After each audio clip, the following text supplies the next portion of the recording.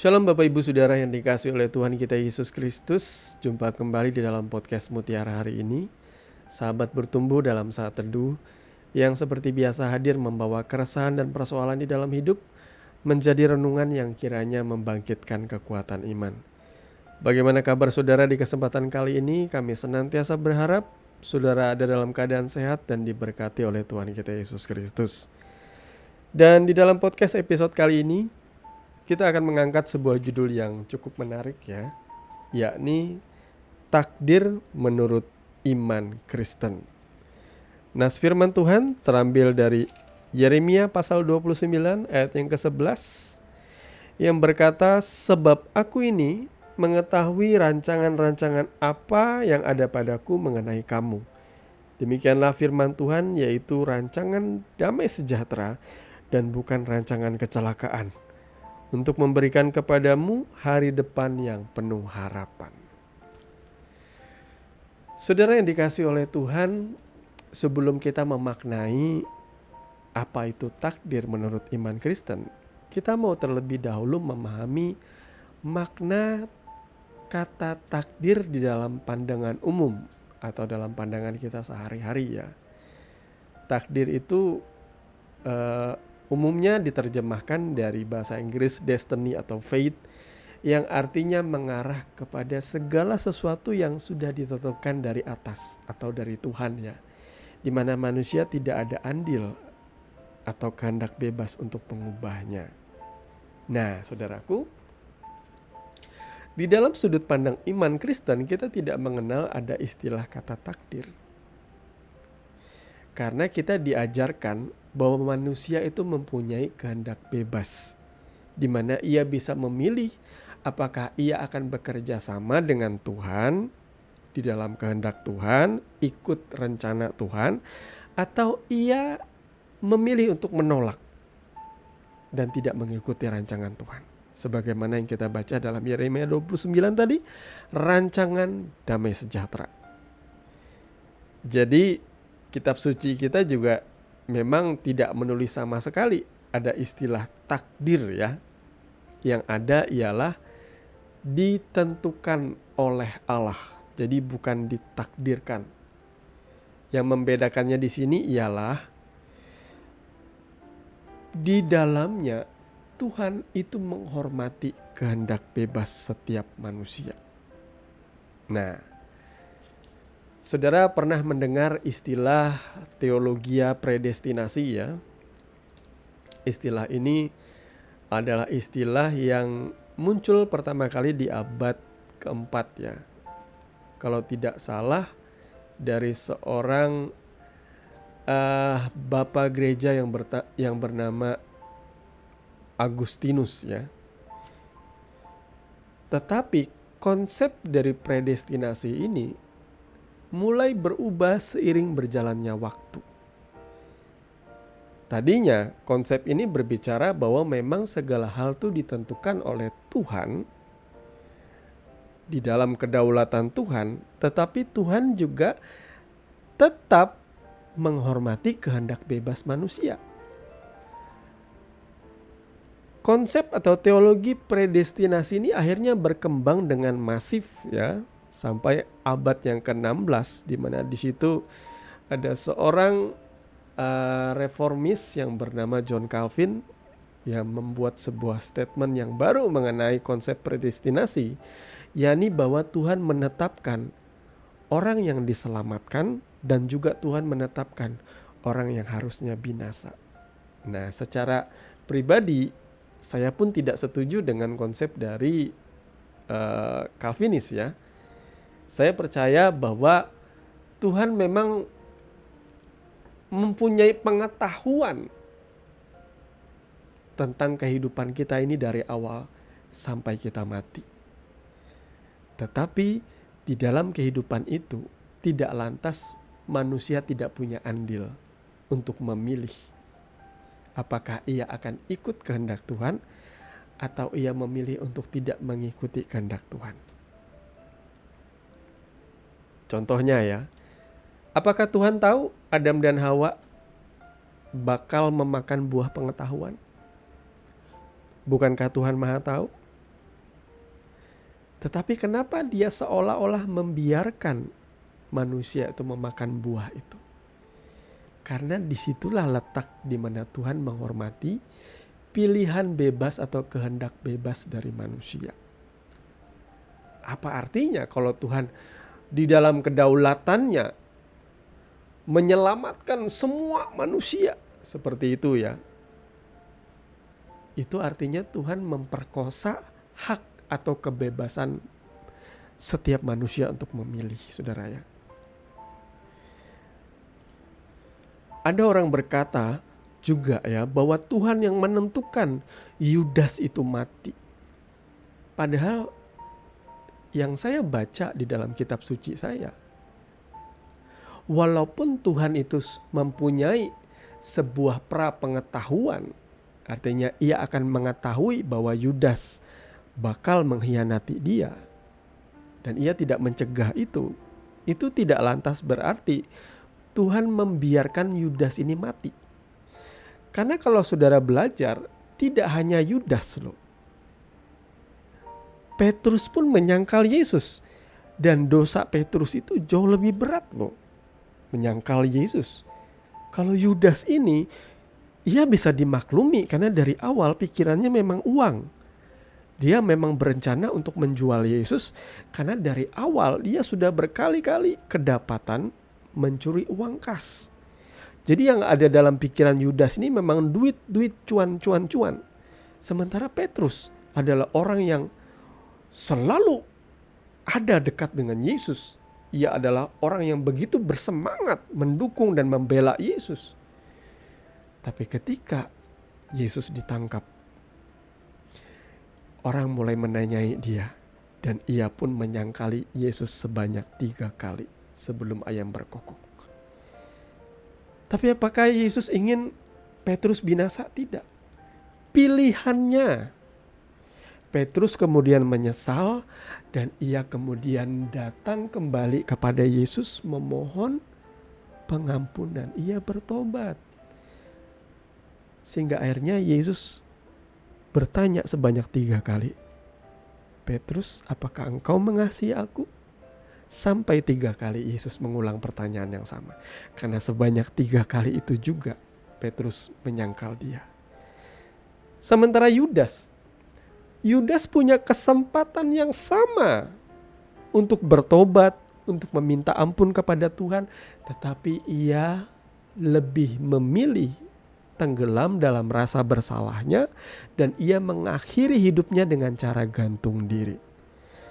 Seandainya Yudas itu bertobat dan ia datang kepada Tuhan, maka pra-pengetahuan Tuhan akan bukan berarti itu akan menjadi pra-penentuan Tuhan. Ada banyak orang-orang yang hidup di dunia ini hidup dalam dosa. Kalau dalam penentuan Tuhan, setiap orang yang hidup dalam dosa, akhirnya ialah masuk ke dalam neraka atau dihukum dalam lautan yang berapi. Hukuman kekal. Tetapi bagaimana kalau ada orang-orang berdosa itu yang akhirnya menyesali dosanya? Bahkan orang yang tadinya adalah bukan orang percaya kepada Yesus. Dan ketika ia mendengarkan berita Injil, kemudian ia percaya kepada Yesus. Bukankah itu artinya ia memilih untuk mengikuti rancangan Tuhan? Sehingga akhirnya ia masuk ke dalam rancangan yang penuh damai sejahtera. Jadi Bapak Ibu Saudara yang dikasihi oleh Tuhan, saya berharap saudara mulai memahami apa itu makna takdir di dalam iman Kristen. Bahwa Tuhan memang menetapkan dan Tuhan menyatakan bahwa ia rindu semua orang itu diselamatkan. Tuhan menghendaki semua orang diselamatkan dan memiliki pengetahuan akan kebenaran. Itu adalah kehendak Tuhan. Tetapi kalau ada pemahaman liar yang berkata bahwa Tuhan menetapkan ada orang yang diselamatkan, ada orang yang dibinasakan, saya pikir itu adalah pemahaman akan predestinasi yang liar ya. Pemahaman Calvinis yang terlalu ekstrim. Padahal setiap manusia itu punya kehendak bebas untuk memilih. Jadi kalau Tuhan memberitakan keselamatan itu di dalam Yesus, saya percaya hari ini setiap orang mendengarkan kebenaran ini dan mereka bisa memilih percaya dan kemudian menerima Yesus. Atau mereka juga bisa memilih menolak kebenaran itu dan memilih kebinasaan. Atau ada di antara saudara orang yang tadinya percaya kepada Yesus dan kemudian saudara mulai kecewa ikut Tuhan. Apakah itu takdir? Tidak, itu pilihanmu sudah. Ketika kau meninggalkan Tuhan dan engkau mulai lebih memilih jalan hidupmu sendiri, itu bukan takdir. Itu adalah pilihanmu. Itu adalah kehendak bebasmu. Sama seperti Tuhan tidak mencegah Adam dan Hawa memakan buah pengetahuan. Tuhan pun tidak akan mencegah engkau. Karena engkau sudah memiliki pengetahuan. Kau sudah mendapatkan pemahaman. Dan engkau memilih itu, maka itu adalah pilihanmu. Ketika engkau meninggalkan Tuhan, itu juga adalah pilihanmu. Jadi jangan pernah salahkan Tuhan. Ketika engkau berhadapan muka dengan muka di depan tahta pengadilan, tahta penghakiman anak domba Allah, saudara yang sudah memilih itu. Beruntung kalau saudara seperti Petrus masih punya kesempatan. Selama engkau hidup, engkau bisa bertobat. Sekalipun engkau mungkin sempat murtad, engkau masih bisa bertobat. Tapi kalau sudah engkau berdiri di hadapan tahta penghakiman anak domba Allah, kau tidak punya lagi kesempatan bertobat, saudaraku. Nah, Bapak Ibu Saudara yang dikasihi oleh Tuhan kita Yesus Kristus, mungkin ada di antara saudara yang bingung. Di dalam kehidupan ini, kenapa ada banyak tragedi yang terjadi? Ya, Yesaya 45 ayat 6b sampai dengan ayat yang ke-7 berkata, Akulah Tuhan dan tidak ada yang lain, yang menjadikan terang dan menciptakan gelap, yang menjadikan nasib mujur dan menciptakan nasib malang. Akulah Tuhan yang membuat semuanya ini. Nah, tadi katanya rancangan Tuhan adalah rancangan damai sejahtera. Tapi kenapa di sini disebutkan Ia menjadikan terang dan menjadikan gelap? Ia menjadikan nasib mujur dan menciptakan nasib malang. Lah, berarti Tuhan itu bisa memberkati dan Tuhan juga bisa memberikan sesuatu yang buruk kepada manusia. Ya, betul nggak? Seperti itu, saudara ya. Ini yang harus kita pahami ya, bahwa kitab suci kita itu ditulis di dalam sudut pandang, pola pikir, tata krama, dan juga di dalam sastra Ibrani atau sastra Semitik. Kalau orang Indonesia tuh punya sastra itu namanya, kalau kita tuh punya namanya pantun, ya. Kalau puisi kita juga ada rima-rimanya seperti itu. Pantun kita ada rima-rimanya. Rhyme gitu ya. Kalau endingnya A, akhirnya juga A. Endingnya I, akhirnya juga I, seperti itu ya. Nah, sastra Ibrani juga sama. Dan ini yang banyak kali dirusak oleh, teolog-teolog barat. Yang banyak kali membawa kita ke dalam pemahaman bahwa Tuhan itu harus baik saja. Rancangannya harus damai sejahtera saja. Sementara bagi orang Semitik ya, dalam pemahaman Ibrani, Tuhan itu lebih daripada baik. Tuhan itu sempurna. Jadi dalam pandangan orang-orang Semitik, Tuhan itu berkuasa untuk memberikan tov dan ra, kebaikan dan kejahatan. Nah, ini yang sukar dipahami. Ini adalah bahasa sastranya orang Ibrani, saudara ya. Tuhan itu bisa menjadikan hari-hari mujur, Tuhan juga bisa mendatangkan kemalangan. Atau hari-hari sial, hari-hari sedih, kekelaman. Tuhan bisa menciptakan terang dan juga Tuhan bisa menciptakan gelap. Ya, di dalam Alkitab kita itu ditulis ya, ketika Tuhan menyuruh Musa naik masuk ke dalam embun yang kelam. Selama ini kita selalu berkata Tuhan itu terang, Tuhan itu terang. Padahal di dalam kitab suci kita, Tuhan menyuruh Musa masuk ke dalam embun yang kelam.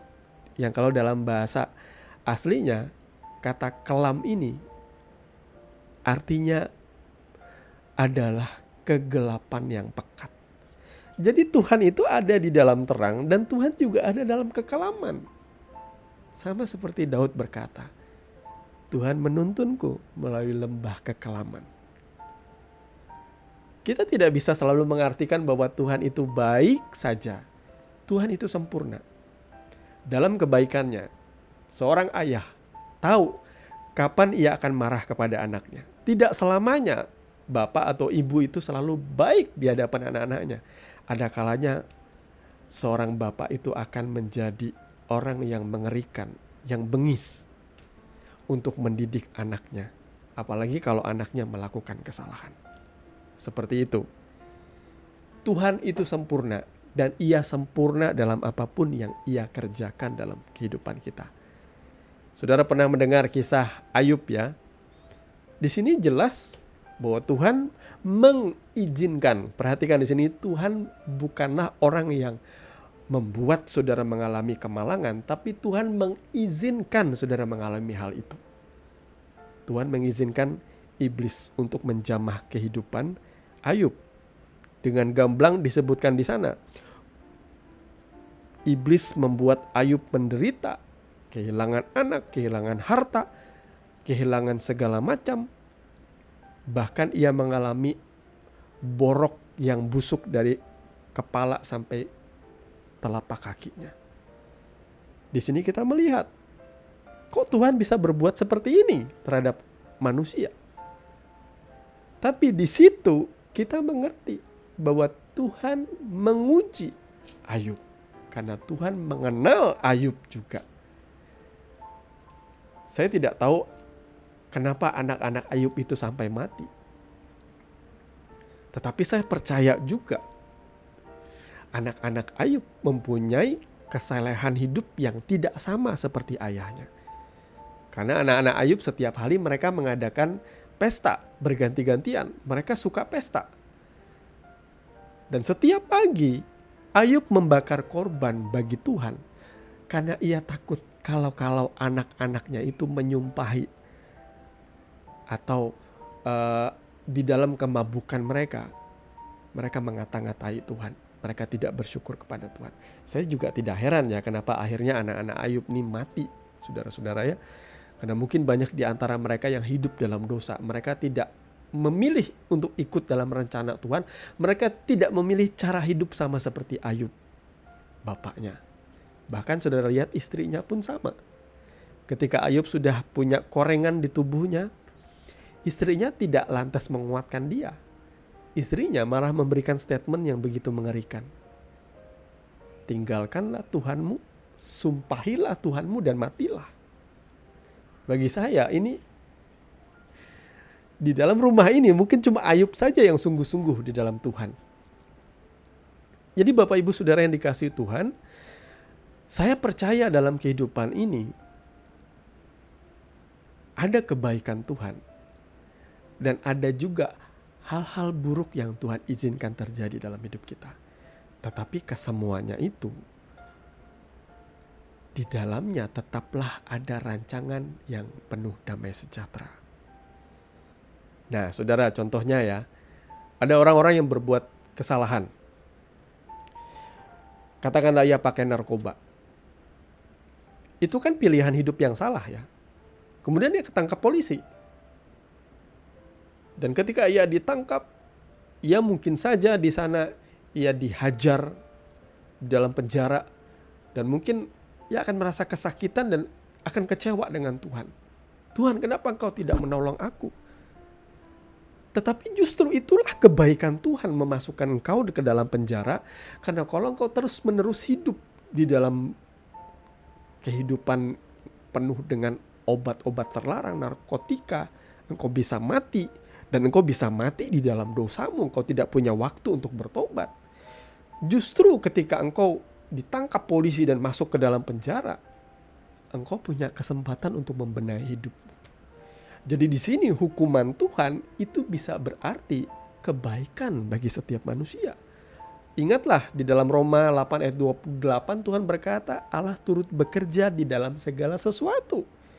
Di dalam kebaikan, di dalam kemujuran, di dalam keberuntungan maupun di dalam hal-hal yang menyakitkan dalam hidup kita. Kita punya banyak waktu untuk bertanya kepada Tuhan apa yang sedang terjadi dalam hidup kita. Jadi yang paling penting saudaraku ya, pra-pengetahuan Tuhan itu tidak lantas menjadi pra-penentuan Tuhan. Walaupun Tuhan tahu ini akan terjadi dalam hidup kita, ini akan terjadi dalam hidup kita, tetapi tetap manusia itu punya kehendak bebas untuk memilih. Kiranya Tuhan memberkati saudara dan mari kita berdoa. Bapa, di dalam nama Tuhan Yesus, terima kasih untuk kebenaran firman yang sudah berbicara dalam kehidupan kami, yang menuntun dan menolong kami. Bapa, kami percaya Engkau menetapkan hal yang baik dalam hidup kami. Rancangan-Mu penuh damai sejahtera dan bukan rancangan kecelakaan Tuhan. Tapi kami percaya Tuhan juga menuntun kami sama seperti seorang ayah yang menuntun kami, mendidik kami, mengajarkan kami. Kadang-kadang kami akan diperhadapkan dengan yang namanya didikan, pendisiplinan, bahkan hajaran yang kesemuanya itu baik untuk kami Tuhan.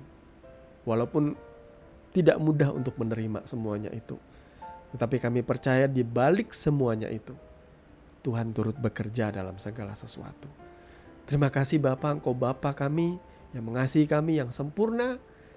Kami percaya rencana-Mu agar setiap orang diselamatkan. Dan kami percaya juga setiap orang yang mendengarkan berita Injil, kabar sukacita, bahwa Yesus sudah menebus dosa setiap manusia. Dan setiap orang yang percaya kepadanya akan diselamatkan. Terima kasih Bapa. Di dalam nama Tuhan Yesus kami berdoa. Haleluya. Amin. Saudaraku yang dikasihi Tuhan, saudara sudah mendengarkan kebenaran firman yang kiranya boleh menjadi dasar dan kekuatan di dalam setiap kehidupan saudara. Sampai bertemu lagi di podcast Renungan Firman Mutiara hari ini yang berikutnya. Kasih karunia menyertai saudara sekalian. Shalom.